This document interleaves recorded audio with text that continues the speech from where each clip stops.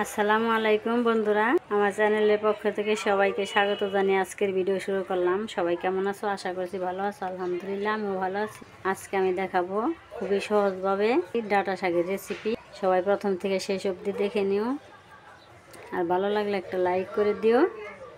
বন্ধুরা চলো তাহলে আমি রান্নাঘরে চলে যাই। আর এই ডাঁটা শাকটা আমি একটু ছোটো ছোটো করে কেটে নিব। আমি এখন এই ডাঁটা শাকটা একটু কেটে নেই, রান্নার সময় আবার দেখা হবে, ততক্ষণ সঙ্গেই থাকো। এই শাকটা অনেক সুন্দর করে সিদ্ধ করে নিলাম, এখন আমি নামিয়ে রাখবো।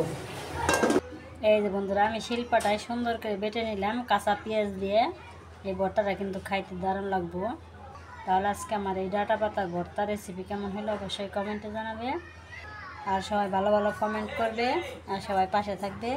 আর ধৈর্য ধরে কষ্ট করে যারা ভিডিওটা দেখলে সবাইকে অনেক অনেক ধন্যবাদ। সবাই ভালো থাকবে, সুস্থ থাকবে, সাবধানে থাকবে। আল্লাহ হাফেজ, আসসালামু আলাইকুম।